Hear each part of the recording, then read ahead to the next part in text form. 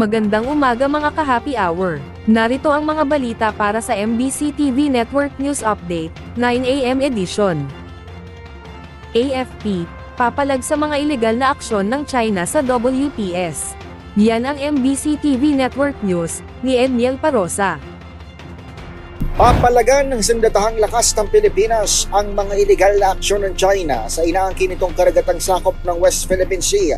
Yan ang sinabi ni Defense Secretary Gilbert Chodoro matapos ang panibagong insidente ng harassment sa resupply mission sa Ayungin Shoal. Ayon kay Chodoro, gagawin ng AFP ang mandato nitong protektahan ng teritoryo at soberanya ng bansa sa gitna ng umano'y mga mapanganib na aksyon ng China. Ginawa ng kalimang pahayag matapos mapalam ang rotation and resupply ng AFP sa Bierpe Sierra Madre dahil sa mga dangerous na maneuver ng kabilang bansa. Sa isang pahayag, sinabi ng National Task Force for the West Philippine Sea na kabilang dito ang ramming o pagpangga at towing na isinagawa ng People's Liberation Army, China Coast Guard at Chinese Maritime Militia. Nalagay umano sa alanganin ng buhay ng mga tropang Pilipino, maging ang mga barko ng mga ito, dulot ng hindi na masyadong idinitaling insidente.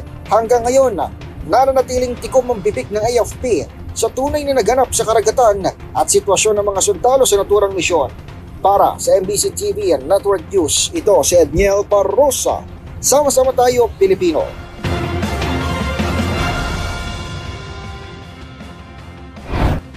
Samantala, sa Metro Manila ngayon, ilang lugar sa Taguig City, mawawalan ng kuryente simula ngayong linggo. Inanunsyo ng Meralco na nakatakda itong magsagawa ng maintenance sa ilang lugar sa lungsod ng Taguig ngayong araw ng linggo, na magreresulta sa pansamantalang pagkawala ng supply ng kuryente sa mga sumusunod na lugar. Apektado ang bahagi ng Barangay Western Bikutan mula alas 8 hanggang alas 11 ng umaga. Kabilang dito ang ilang bahagi ng Enlisted Personnel Village 1 at SSB Deville Subdivision, pati na rin ang Eucalyptus, Kakawati, LRT, Manggahan, Sampaguita, at Sampaloc Street sa Santo Niño, at Calachuchi Street. Ang nasabing maintenance activity ay bahagi ng pagsasaayos ng linya sa Blocks 33 at 34, sa area ng Enlisted Personnel Village 1. Pinapayuhan ang mga residente na mag-charge ng mahahalagang electronic devices, bago ang maintenance bilang paghahanda sa anumang emergency. At yan ang mga balita para sa MBC TV Network News Update, 9 AM edition. Abangan ng mga susunod na balitaan mamaya, para sa 10 AM edition.